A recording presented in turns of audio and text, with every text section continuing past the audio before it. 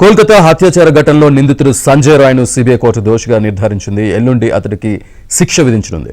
గతేడాది August 9న RG Kar medical కాలేజ్లో trainee డాక్టర్పై అత్యాచారం జరిగింది. ట్రైనీ డాక్టర్ను సంజయ్ రాయ్ రేప్ చేసి హత్య చేశాడు.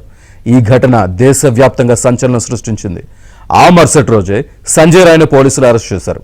ఈ కేసును దర్యాప్తు చేసిన సిబిఐ 120 మంది సాక్షుల్ని విచారించి ట్రైనీ డాక్టర్పై సంజయ్ రాయ్ అత్యాచారం చేసినట్లు ఆధారాలు సేకరించి కోర్టుకు సమర్పించింది. కొద్దిసేపటి క్రితం సంజయ్ను సిబిఐ కోర్టు దోషిగా తేల్చింది.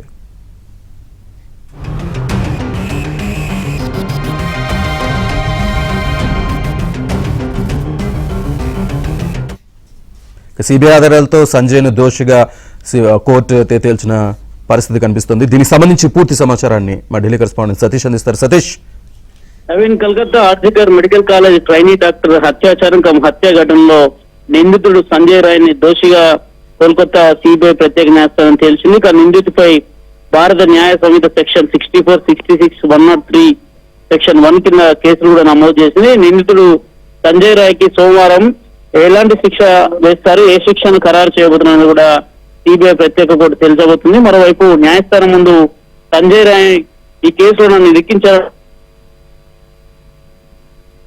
ఈ కేసులో తనను కావాలని ఉద్దేశపూర్వమైన విధంగా ఇరికించాలన్న అంశాన్ని కూడా స్పష్టం చేసిన నేపథ్యంలో ఇక ధర్మాసనం సోమవారం మధ్యాహ్నం 12:30 గంటలకు ఈ కేసులో ఆయనకు ఎలాంటి శిక్ష విధించబోతుంది, ఆయనకు యావతార శిక్ష విధిస్తారా లేదంటే ఉరి శిక్షణ విధిస్తారనే అంశం పైన కూడా సోమవారం స్పష్టత రాబోతుంది. అయితే గతేడాది ఆగస్టు 9న దేశవ్యాప్తంగా సంచలనం సృష్టించిన RG Kar medical college trainee doctor హత్యాచార ఘటన దేశవ్యాప్తంగా కూడా డాక్టర్లు అదేవిధంగా వివిధ రాష్ట్రాల అంతా కూడా అనేక ఆందోళన నిర్వహించారు. దాదాపు కోల్కతా అంతా కూడా స్తంభించిపోయిందని చెప్పాల్సి ఉంటుంది. ఇక సుప్రీంకోర్టు కూడా వెంటనే ఈ అంశంలో జోక్యం చేసుకుని ఆ సందర్భంలో ఒక టాస్క్ ఫోర్స్ కమిటీని సైతం కూడా ఏర్పాటు చేసిన ఆ టాస్క్ ఫోర్స్ కమిటీకి కొన్ని గైడ్ లైన్స్ కూడా ఇచ్చారు. డాక్టర్ల పైన పెద్ద ఎత్తున జరుగుతున్న దాడులు కావచ్చు, ఇలాంటి హత్య ఘటన సందర్భంలో జరుగుతున్న దాడుల నేపథ్యంలో కూడా ఒక గైడ్ లైన్స్ రూపొందించాల్సిందిగా సుప్రీంకోర్టు కమిటీ దాఖలు చేసి తాజాగా ఏడాది కాలం నుంచి కూడా విచారణ చేపడుతూ దాదాపు